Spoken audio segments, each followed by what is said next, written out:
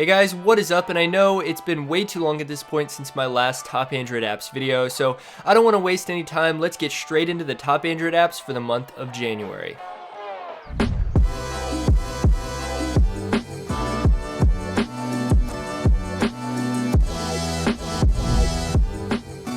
So starting the list off, we have Bundled, which is a note-taking app and lists app that goes quite a bit deeper in terms of functionality and organization than many note-taking apps for Android. Now, one of the ways this app lets you organize your notes is through what they call bundles, and these are described as their own individual notes app. And by doing this, you can create bundles for various categories or just areas that you want to keep separate from each other, and it just helps a lot to achieve better organization. Now, within bundles, you can make traditional notes, or you can make to-do lists by creating a tag for them. Besides that though, tags are pretty much what you would expect from a notes app. They allow you to create categories and basically organize everything. And within each bundle, you can also select a specific tag to only show notes that have that tag. There's also some other features as well, honestly too much to cover here, but a few of them include a nice dark mode, as well as markdown support so you can format your text pretty extensively, and just a really nicely done UI that's easy to navigate. The next step on the list is called Tile Shortcuts, which allows you to create your own quick setting shortcuts. Now when it comes to actually using it, it's really straightforward. You just tap here to create a new tile. You get to choose what kind of tile you want to create. I'm just going to create an app tile to open the Google Assistant when I tap on it. Once I've chosen that, I can choose the name of the tile, and down here I can even customize the look of the icon. In addition to just being able to choose what kind of icon pack you want to use for that, you can also make fine adjustments and even create and use your own custom icons. So really, if you want to do that, the options are endless. Down here, there's a few other options you can choose from, and once you're done, it saves it with all of your other tiles. So if I go into my quick settings real quick, tap here, you will find your tile sitting right here, and you can just drag it up into your quick settings, and just like that, it will open the Google Assistant.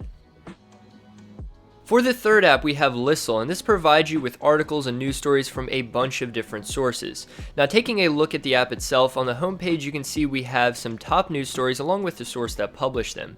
That's not really unusual, but if you look closely, you'll see there's actually a play button, and that's because this app is completely focused on audio stories that are basically just narrated versions of the original articles, as opposed to your more traditional approach of readable articles. Now, this app also includes some nice features like adjusting the speed of narration and the ability to download each article so you can listen offline, or if you would prefer to, you can just tap here and actually read the original. If you tap on Discover, you can also go through the various topics, publications, categories, as well as a few other things, and choose to follow your favorites in each of those things.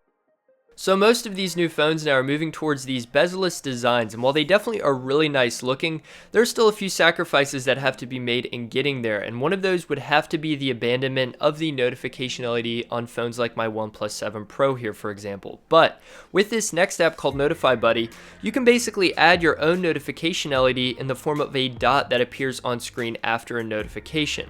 Now in the app, you get to choose which specific apps' notifications will activate it, and you can even choose what specific color if you tap on it. Down here, of course, you can choose from user, system apps, and see which apps you currently have enabled, and customization is pretty extensive as well, so it's definitely worth taking the time to go through there. This next app is called Microsoft Math Solver, and like the name suggests, it can give you solutions to a wide range of math problems and all of the steps taken to arrive there. Now, of course, to enter your problem you want solved, you can either take a photo of it, and that even works if the problem is handwritten on paper, which is pretty impressive, or you can manually enter it or manually write it on screen, so there's a lot of options there. Once you actually give it a problem to solve, it produces an answer pretty quickly, and you can go through each step taken to reach the solution for every method available, so you get a more in-depth understanding as to how that was solved. There's also a graph available depending on the problem, of course.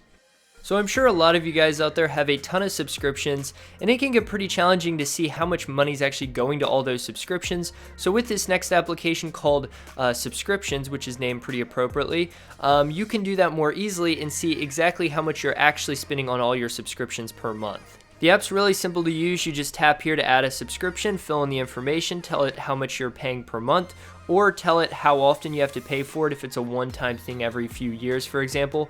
Give it a color to easily identify that subscription, and then once you've done that, you can tap here and see exactly how much you're spending per month and per year on all your subscriptions. It's also got some other nice features like the option to use labels for better organization, the option to choose from various currencies, it's got a built-in dark mode you can enable, and it's got the option to save local backups. So probably one of the biggest factors in what makes smartphones distracting is just the constant flow of notifications. In a lot of cases, they're not even that important, but then they cause distractions and all that stuff. So with this next app released by Google called Postbox, they address that by actually allowing you to specifically choose what times and how many times per day your notifications are sent to you. So once it's enabled, your notifications will be blocked until that predetermined time, and then all of your notifications are sent to you. So by doing it this way, you can actually organize your phone into your schedule, choose times that work for your schedule, and then your phone won't become a distraction. And finally, I want to wrap up this video with a couple of wallpaper apps.